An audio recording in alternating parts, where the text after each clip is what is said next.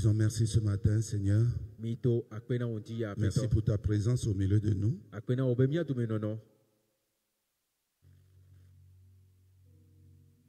Fais en sorte que de génération en génération,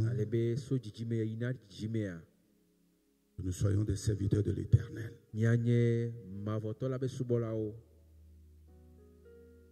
Que le nom de l'Éternel ne tarisse jamais dans nos demeures. De génération en génération. Rends prospère nos progénitures, juste pour la gloire de ton nom ce matin. Sois béni au milieu de nous. Fais du bien à chacun de nous. Rends utile la présence de chacun de nous ce matin au milieu de nous. Rends prospère chacun de nous en ce lieu. Merci Seigneur. Ce lieu que tu remplis, ce lieu où tu reçois ta gloire, sois béni encore. Nous avons ensemble prié dans le nom de notre Seigneur Jésus. Et toute l'assemblée répond Amen. Amen. Amen. Soyez bénis. Vous pouvez vous asseoir s'il vous plaît. Bonjour à chacun. C'est un privilège, une grâce d'être ici ce matin. Et voilà, c'est une grâce d'être là ce matin. Qui trouve que c'est une grâce pour lui d'être là ce matin? En train de suivre ce culte merveilleux en présentiel. Et nous profitons pour saluer les gens qui nous suivent via Internet, si vous voulez, YouTube, Facebook, Instagram, tous ces éléments. Soyez richement bénis, que ce soit en France, à Paris, que ce soit en Allemagne, à Francfort, à Berlin, partout, vous qui nous suivez aux États-Unis, soyez bénis, dans nos pays africains aussi. Soyez bénis là où vous êtes. Nous vous disons bonjour. Amen. Amen. On bénit Dieu pour la vie du frère Kounyabo Papa, monsieur le maire de la ville de Francfort en Allemagne. Aussi le frère qui vient de partir récemment là. Aidez-moi. Et voilà le frère Roger en Suisse. Ok. Et le frère Christophe aussi en Suisse. Toute la famille. Neuchâtel, Amesoué, toute sa famille là-bas. L'ami de pasteur Didier, Tony, à Genève, que Dieu vous bénisse. Nous vous aimons, nous croyons que vous nous aimez aussi. De toute façon, nous vous aimons. Si vous ne nous aimez pas, ce n'est pas grave. Mais nous savons que vous nous aimez. Qui est content ce matin? Qui lève la main? La main gauche. La main droite. Non, pour voir si vous êtes présent. Des fois, les gens sont là physiquement, mais ils sont très loin. Sur le plan psychique, ils sont très loin. Mais soyons présents pour bénéficier de ce temps que Dieu nous accorde ce matin. Merci pour vos vies. Et merci pour la présence de chacun. On ne peut pas commencer à faire la liste ou à lister les gens ou les noms, mais juste nous sommes reconnaissants à notre Dieu pour la vie de chacun de nous. Donc n'oubliez pas, pour tous ceux qui font partie de cette église locale, l'après-midi à 15h précise, nous aurons l'AG. Et donc, n'oubliez jamais cela. Donc, on va faire vite, à la grâce de Dieu. Et puis, on verra. Amen. Amen. Je vous prie de tourner avec moi dans Sophonie, chapitre 3. Les gens vont se demander, Sophonie, là, c'est quoi? Est-ce que ça se mange ou ça se suce? C'est un fruit ou c'est un repas? Sophonie, c'est le petit prophète dans la Bible. que les gens n'ont pas l'habitude de lire. Le petit prophète en termes d'écrit, ce n'est pas en termes de profondeur. Il faut nuancer les choses. Donc Sophonie, c'est un petit livre en termes de volume dans l'Ancien Testament qui compte juste 3 chapitres. Donc, il est classé parmi les petits prophètes. Donc nous allons voir le chapitre 3, le verset 17. Et nous allons lire ensemble. Sophonie, chapitre 3, le verset 17. Voici ce que dit la Bible. L'Éternel, ton Dieu, est au milieu de toi. Dites Amen pour cela.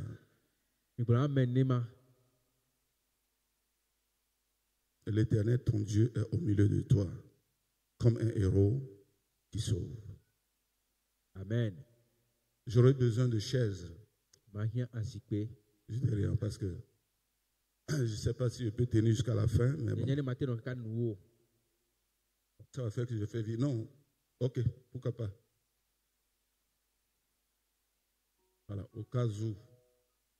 Au cas où. Mets ça ici. Sinon, si je m'assois, je vais me voir un peu. Voilà.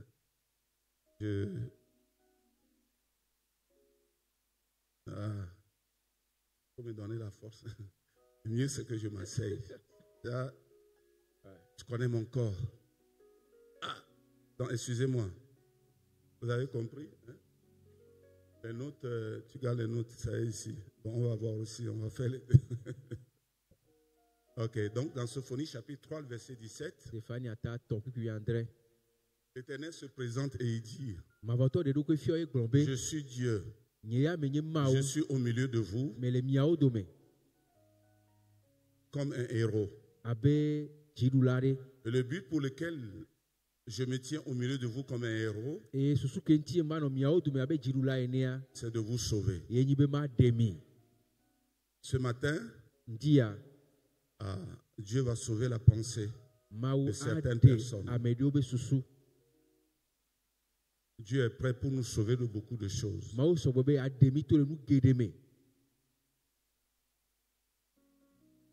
C'est vraiment incroyable, n'est-ce pas? Il est au milieu de nous comme un héros qui sauve. Vous savez, à des occasions comme celui-ci, des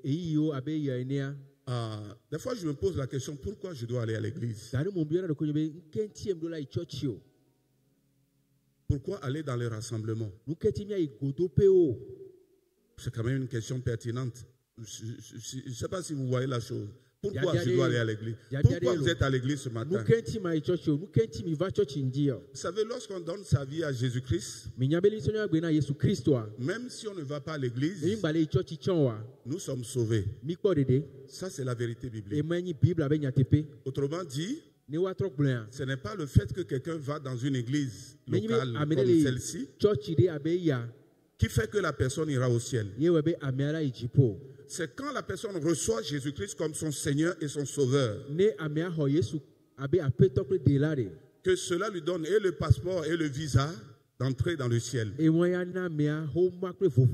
Parce que cette action de recevoir Jésus-Christ fait de lui un citoyen des cieux. Même si ce dernier ne va pas à l'église. Maintenant, la question revient. Pourquoi moi je dois aller à l'église? Je crois que chacun doit se poser cette question. Et quand je me pose cette question et que j'arrive à cerner la réponse comme cela se doit, cela change tout. Cela change tout. Pourquoi je dois aller à l'église? Vous savez, vous devez aller à l'église. Parce que dans l'église siège le roi des rois, le Seigneur des seigneurs. Il dit: je suis au milieu de mon assemblée, mon église. Jésus dit: c'est l'église à lui. Il n'a pas dit que c'est l'église à un pasteur ou c'est l'église à des anciens. C'est l'église à lui. Et il dit, je suis dans mon église avec un objectif précis. Donc, vu l'importance de l'objectif, ma raison ou le fait que je sois à l'église à sa place, si vous voulez. Avant d'aller plus loin, sachez ceci. Jésus ou Dieu n'est pas au milieu de son assemblée à cause de vous. Les gens peuvent réfléchir en disant, mais puisqu'on est bien, Jésus devait être là, c'est d'emblée. Cette alliance n'est pas basée sur qui que ce soit. Elle n'est pas basée sur vos performances ou non. Elle n'est pas basée sur vos qualités ou non.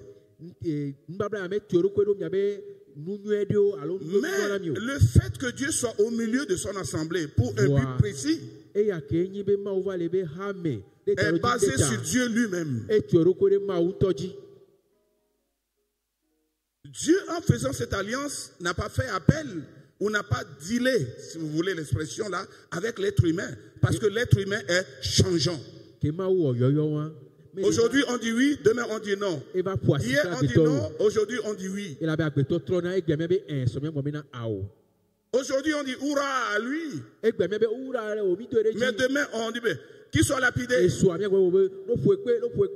Descendez-le dans la fosse. Donc l'être humain est changeant. Dieu ne peut jamais établir une alliance basée sur l'homme ou incluant même l'homme. Non, aucune alliance divine, spirituelle n'a inclus même l'index de l'être humain. Impossible. Si l'alliance de Dieu avait inclus l'être humain, soyez sûr d'une chose, cette alliance va échouer. Vous savez qui va faire échouer l'alliance? C'est l'être humain. Vous savez, quand il y a une alliance ou un contrat, le contrat c'est entre deux ou plusieurs personnes. Mais si un des signataires de ce contrat ne respecte plus les clauses qui sont contenues dans le contrat est caduc. On n'avait pas besoin d'aller loin, c'est caduc. Dieu, en nous recréant à la personne de Christ, a tout mis sur lui. C'est pourquoi toi, moi, nous n'échouerons plus jamais à comprendre ça dans une dimension profonde. Et ce matin, ce Dieu qui a tout établi sur lui me dit, donc il te dit qu'il est au milieu de nous ce matin, pas comme un faiblard, pas comme un mollusque, mais comme un héros. Comme un héros. C'est comme le général d'armée. Un héros. Comme Goliath pour les Philistins dans le temps, avant qu'il ne soit descendu par David. Un héros. Celui qui sème la terreur. Celui devant qui tout tremble. Celui devant qui tout genou fléchit. Celui devant qui, lorsqu'on ouvre la bouche, ce n'est que pour confesser sa seigneurie. Tu ne peux pas dire le contraire. Et il est au milieu de nous comme cela, un héros. En passant, je vais vous dire quelque chose. Je viens d'un village. Je ne suis pas né à Lomé. Il n'y a point d'autre Dieu que mon Dieu, l'éternel Dieu. Je vous dis que dans mon village, il y a plusieurs dieux. Si on commence à citer les noms des dieux que moi je ne connaissais pas, connaître, c'est trop dit, mais oui, dont j'ai entendu parler, il y en a des centaines. Mais au milieu de tous ces dieux-là, le seul et l'unique Dieu qui est digne d'être craint, c'est le Dieu que je sers maintenant. Son nom c'est Yahweh Sebaot. Son nom c'est l'Éternel. Son nom c'est Alpha et Oméga. Son nom c'est Yahweh Jireh. Son nom c'est Yahweh Tsidkenu. Son nom c'est Yahweh Rapha. Son nom c'est Yahweh Nissi. C'est-à-dire qu'on peut aller à ce nom-là que j'adore ce matin. Le roi des rois. Le Seigneur de tous les seigneurs. Le Dieu de tous les dieux. Et ce Dieu-là, c'est lui qui est au milieu de nous ce matin. Vous savez, nous sommes dans un contexte de foi. Et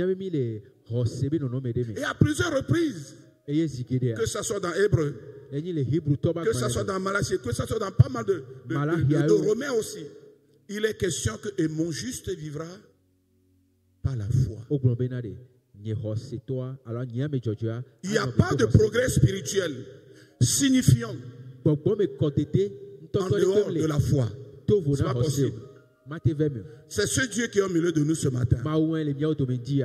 Ce ne sont pas les petits fétiches. Moi, je les appelle, même dans le village, je dis, ce ne sont pas les petits fétiches qui sont au milieu de nous ce matin. C'est le Dieu créateur du ciel et de la terre, de tout ce qui s'y trouve, les visibles comme les invisibles. C'est ce Dieu qui se tient au milieu de nous ce matin, comme un héros, dans un but précis que vous allez entendre ce matin.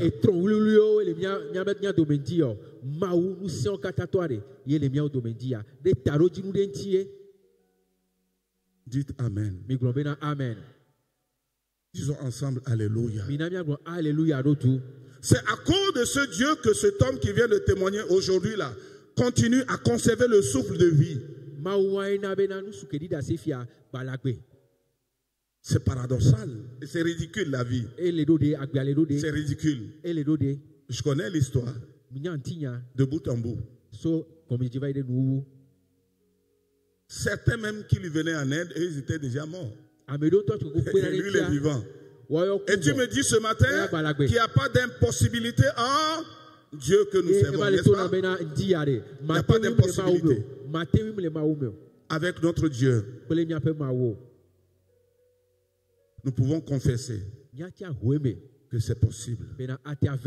Ça peut être difficile. Ça peut être compliqué. Ça peut être entremêlé, ça dit ça peut être mélangé. Mais n'oubliez jamais, avec le Dieu que vous servez, rien n'est impossible. Amen. Amen. Et ce Dieu à qui rien n'est impossible, c'est lui qui nous fait la déclaration ce matin basée sur lui-même. Il dit, je me tiens au milieu de l'assemblée et je suis là pour un but. Et quand il dit je me tiens, il vous permet de le découvrir. Il fait une description concernant sa personne. Je suis là comme un héros.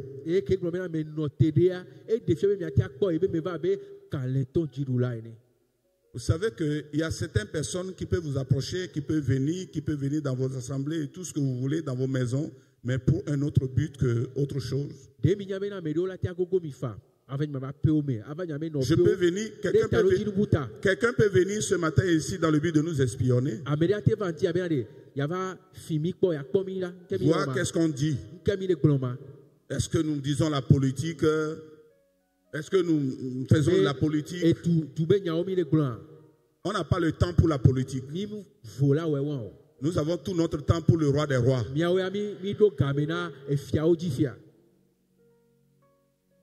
Parce qu'au finish, ce n'est pas la politique qui va décider le sort de qui que ce soit ici.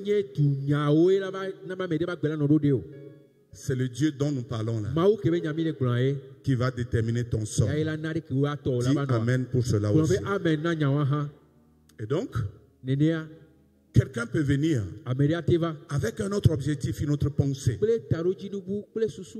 Quelqu'un peut venir dans le but de te critiquer. Quelqu'un peut s'introduire dans ta maison juste dans le but de te critiquer. Vous savez que des gens s'introduisent dans nos maisons juste pour nous insulter? Quelqu'un peut être proche de toi pour te faire tomber. Donc, il y a plusieurs raisons pour lesquelles quelqu'un peut être au milieu des gens ou pour être à côté des gens et tout ça. Mais bonne nouvelle pour vous ce matin, votre Dieu est au milieu de vous pour vous sauver. Vous savez, les légalistes pensent que Dieu est au milieu. Des fois, il vient au milieu de nous avec un gourdin en main. Gourdin, c'est le bâton qu'on utilise pour frapper les agoutis dans la brousse. Les cabiais utilisent ça beaucoup. J'ai dit les cabiais utilisent ça. Tu as dit ça? Oui. Ah, ok. Je n'ai pas bien entendu, c'est pourquoi je... Quoi? Le gourdin, ça vous dit quelque chose? Il y a un truc avec une tête là. Avec une manche. Et ils savent l'utiliser. À une distance quand même importante, ils peuvent descendre un gibier. Hein. À coup de gourdin, d'ici jusqu'à Ben, oh, c'est facile. Ils peuvent descendre un gibier. Je vais te descendre tout à l'heure, Ben. Les gens pensent que notre Dieu, des fois, il siège au milieu de nous en tenant le gourdin. Et à chaque fois qu'il passe dans les allées, il tape sur la tête des gens. Il nous casse la tête. Ça, c'est le légalisme. Le légalisme. Les gens qui remettent tout sur l'être humain au lieu de le faire poser sur Dieu. Le légalisme. Oh, vous irez en enfer. Pourquoi j'irai en enfer? Oui, parce que tu as mal fait hier. Ah, tu n'as pas lu la Bible. Oui, j'ai lu la Bible. Non, tu as lu sur la page de la Bible, mais tu n'as pas lu la Bible. Parce que la Bible n'a pas dit ce que tu dis. La Bible n'a pas dit que ce sont mes bonnes actions qui vont m'amener au ciel. La Bible n'a jamais dit ça. Peut-être certains d'entre vous, vous avez cette pensée. Soyez guéris ce matin. J'ai dit qu'il est au milieu de nous pour sauver. Il va sauver nos pensées. Toi, tu peux faire quelle bonne œuvre? Une bonne œuvre qui se fait par un pécheur. Ce n'est pas une bonne œuvre. Vous savez, sur les boîtes et tout, on dit made in, on peut dire made in Japan, made in China, made in, je ne sais pas, made in, produit au travers de ou de. Vous voyez ça souvent, non? Made in, toutes les choses que l'être humain peut faire sans Dieu, c'est made in sin. Made in sin. Fait dans le péché. Parce que de par nos aïeux, nous avons hérité la nature du péché dans la vie de chacun. Et les bonnes œuvres ne peuvent jamais éradiquer ou enlever ou extirper cette nature. C'est impossible. On aimerait bien que ça soit cela, mais impossible. Seul le sang de Jésus, seul le sang de Jésus a effacé tous nos péchés. C'est pourquoi c'est à lui que nous devons dédier toute la gloire. Pas à nos soi-disant bonnes œuvres.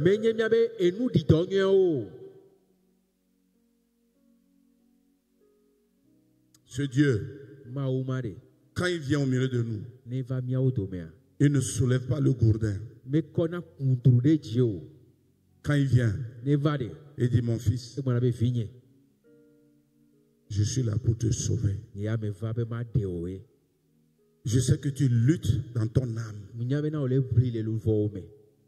Je sais que tu luttes dans ta pensée, ma fille. Tu luttes dans tes émotions. Il y a de lutte. Des fois même on peut dire, mais ta nuit est remplie de pleurs. Tu gémis au fond de toi. Regarde, tu es confus ou confuse. Ça peut être la description peut-être de quelqu'un ou de quelqu'une ce matin. Quelqu'un dira: oui, parce que tu as raison, je suis confus. Oui, parce que tu as raison, parce que je suis confus. Je ne comprends plus rien. Dieu est là pour te dire, il est là pour te sauver de la confusion, de l'amertume, de toutes ces douleurs qui vous tourmentent toute la nuit. Tous ces défis qui constituent des montagnes devant nous. Il est là et il me dit: Paul, parfois tu as peur parce que le défi est colossal. Mais laisse-moi te dire, Je suis là pour relever ce défi avec toi. Avec mon Dieu, rien n'est impossible.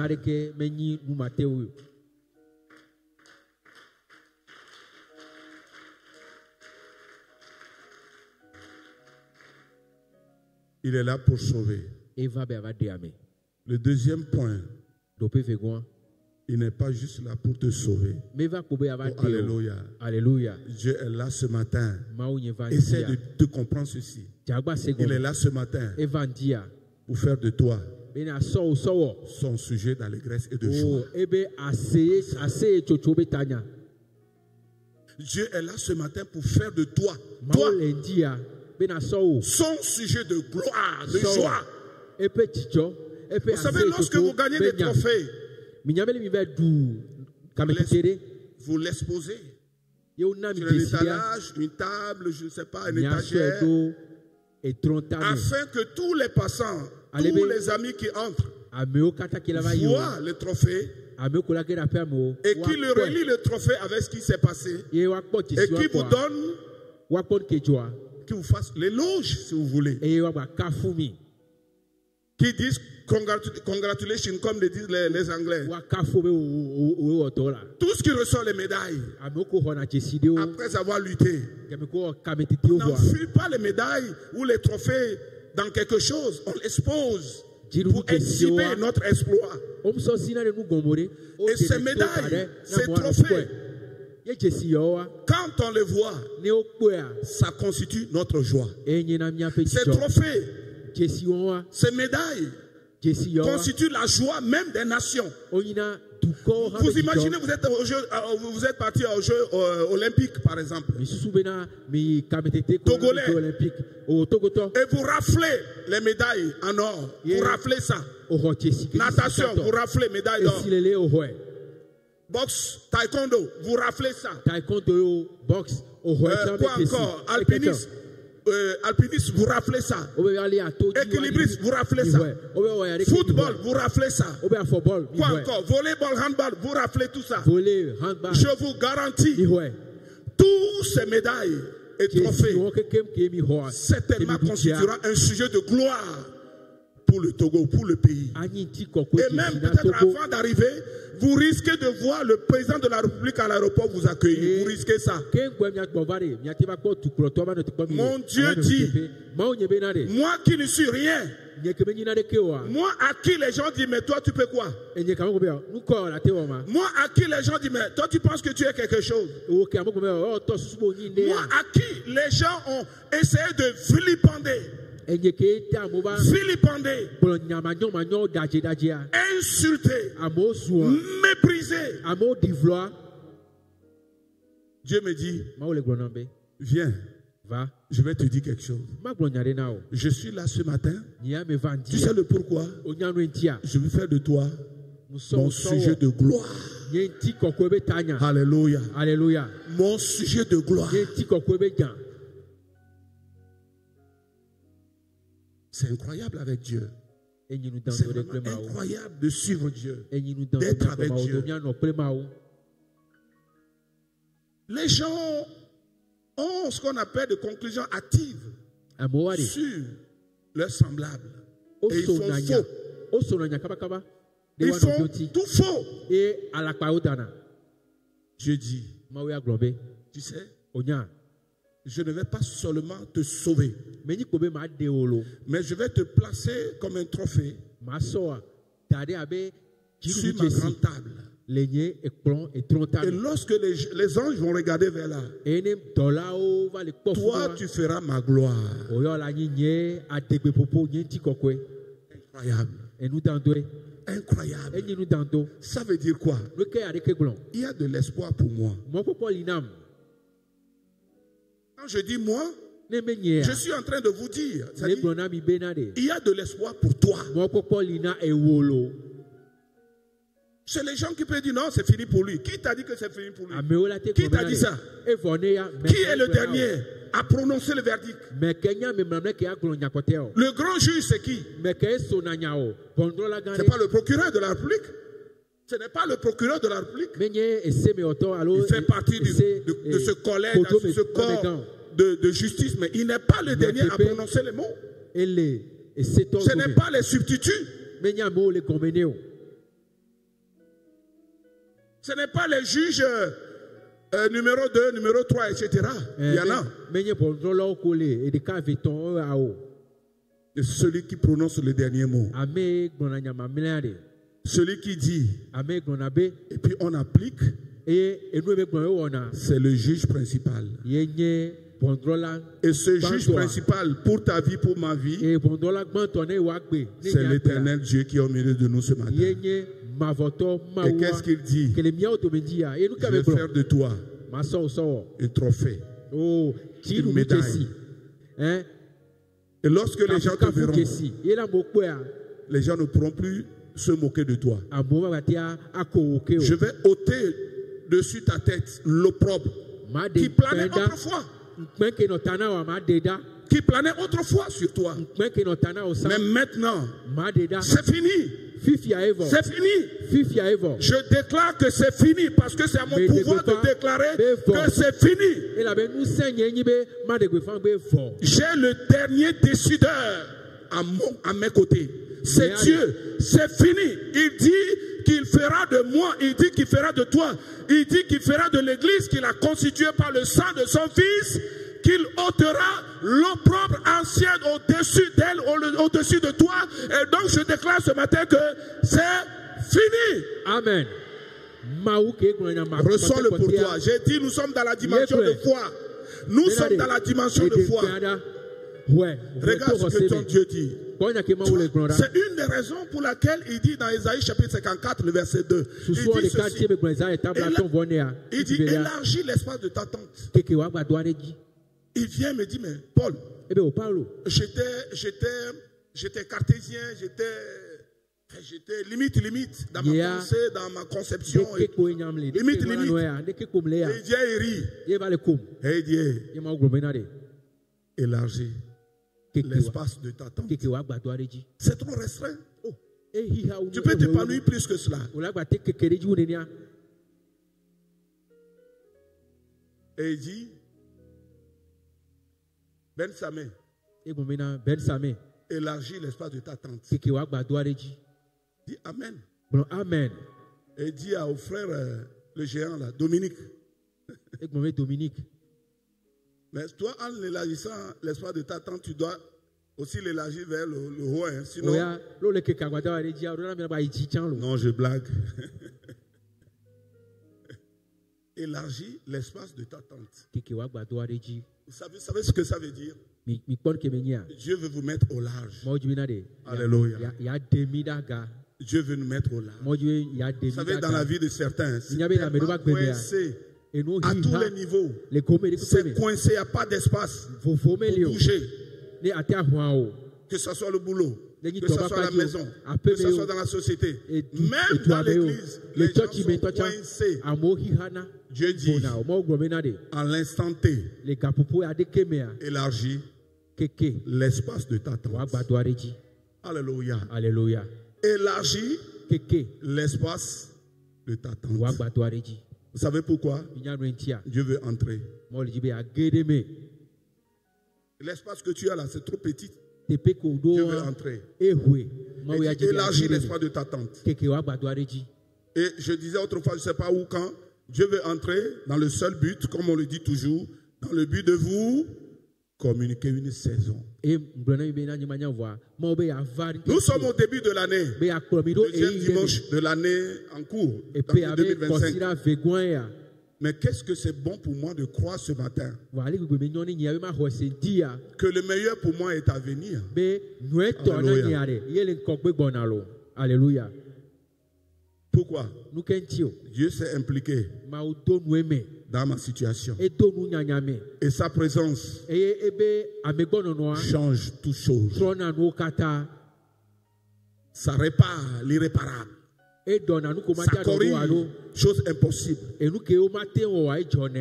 Dieu veut faire son entrée pour vous communiquer une saison de gloire. C'est la raison pour laquelle il dit: élargissez l'espace de votre tente. Élargissez cet espace sur le plan spirituel. Que nous ne soyons pas au même endroit aujourd'hui, demain après demain. Que sur le plan spirituel, que nous puissions dire, Dieu a encore fait. J'ai encore fait un pas dans la spiritualité. Élargissez l'espace de votre tente sur le plan pratique. Dans le domaine financier, que ça ne soit pas toujours les mêmes.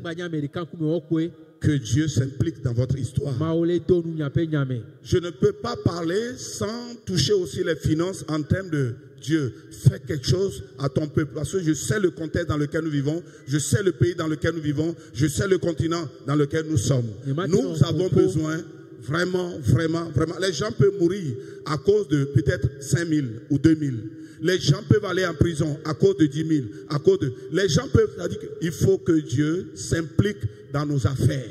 Je prie donc déjà pour cette semaine des entrepreneurs, que de grandes choses se passent et que ces frères et sœurs qui émergent puissent regarder les autres aussi dans le but de les relever, afin que nous puissions avancer ensemble pour la gloire de notre Dieu. C'est ma prière.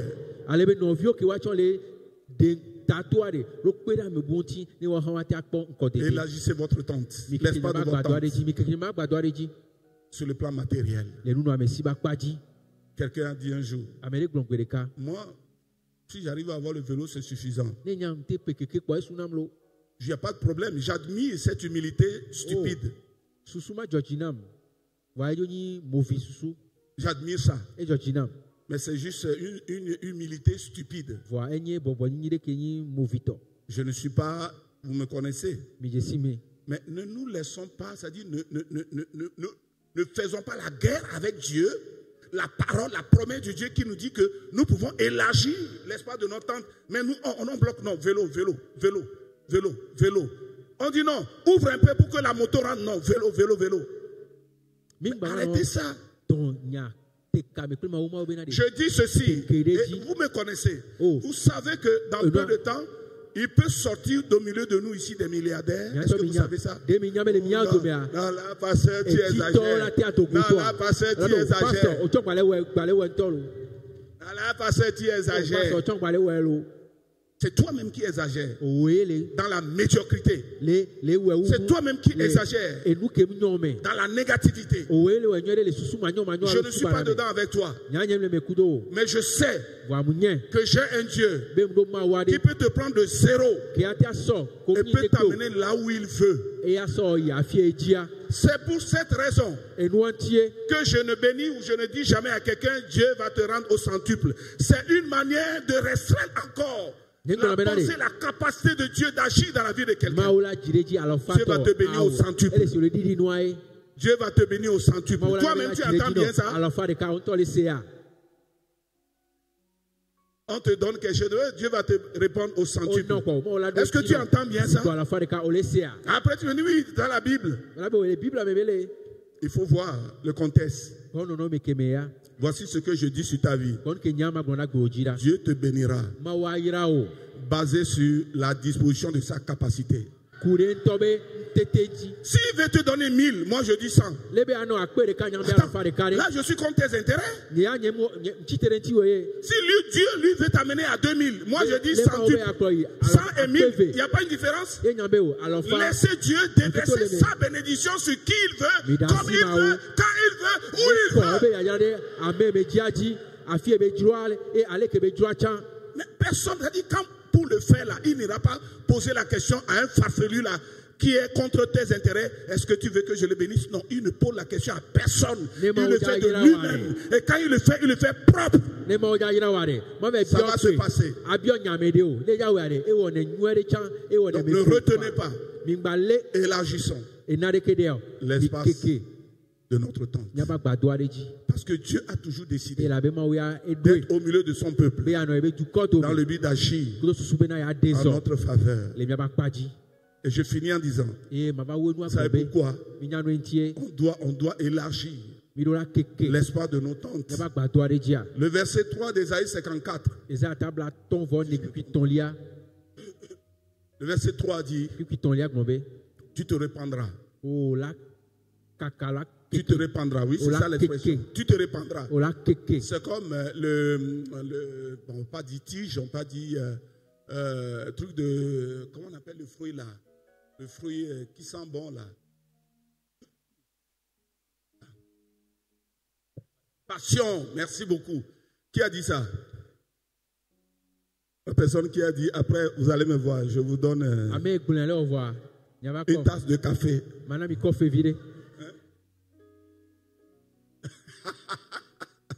Pasteur de dit, je vous donne plus de sur votre bénédiction. C'est pas moi qui le fais. Bon, bref, fruit de la passion s'étend. Fruit de la passion. Tu mets ça, c'est juste une petite plante là, rampant. Et tu vas voir qu'après quelques mois, ce petit truc que tu as mis en terre là, si le sol est bon, c'est bien fertilisé, arrosé, tu vas voir ce fil là aller s'étendre. Mais à des endroits incroyables. Tu peux même faire le hangar avec un seul pied. Voici l'image que vous devez avoir. Quand Dieu vient vous dire d'élargir l'espace de votre porte, il dit, tu vas t'étendre à droite et tu vas t'étendre à gauche.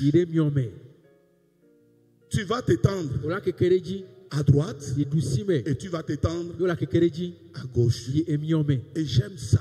Et je dis que personne ne peut dicter quoi que ce soit à Dieu. Il y a des gens, comme je ne sais pas où j'ai entendu, comme Dieu a demandé à un homme de frapper le sol avec des flèches. Et le nombre de fois qu'il frappera le sol avec les flèches constituera jusqu'où il aura la victoire sur les ennemis.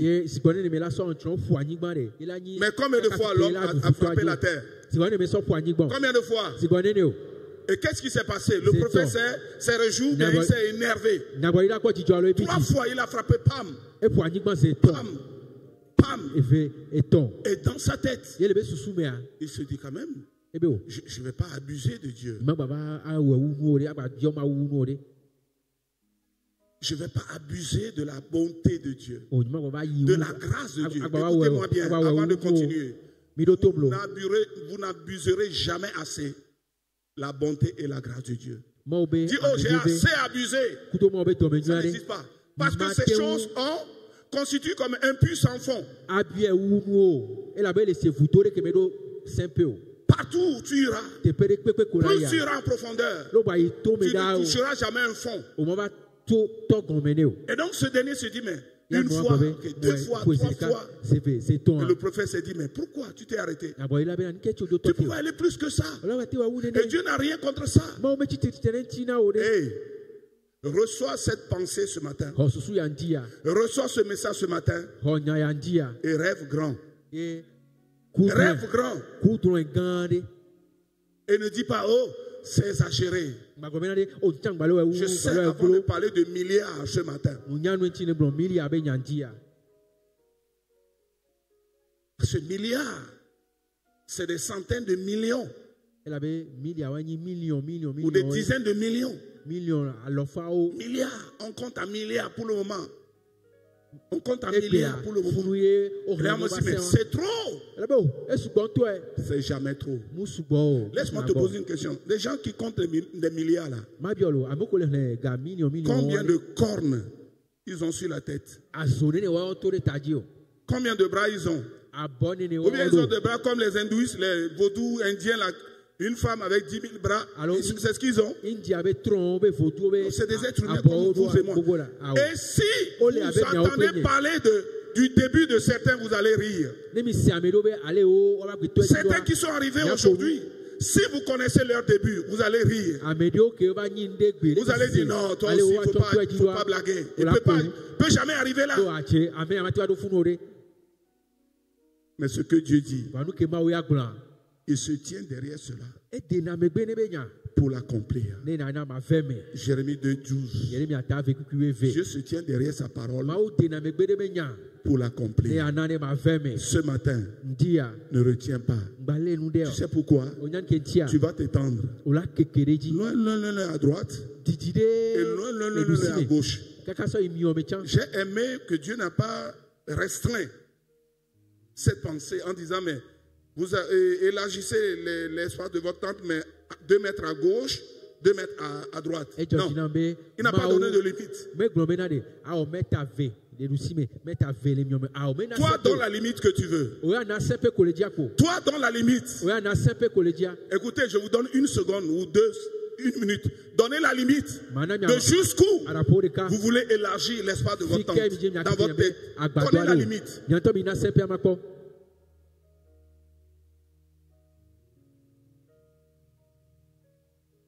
Soyez sage et donnez la limite maintenant. Dans le cadre de votre maison, dans votre famille, dans le travail, au marché, dans vos affaires. Donnez des limites de bénédiction de Dieu sur vos vies.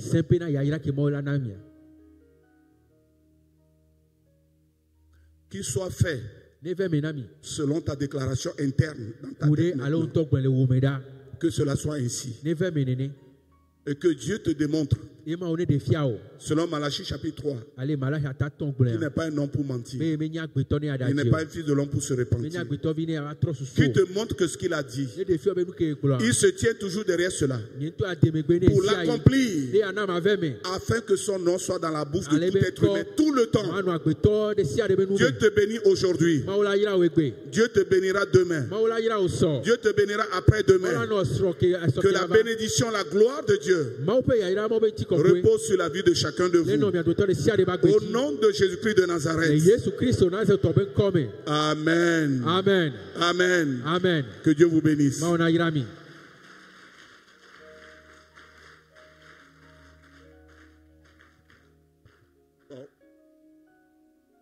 Ça a servi. Ok.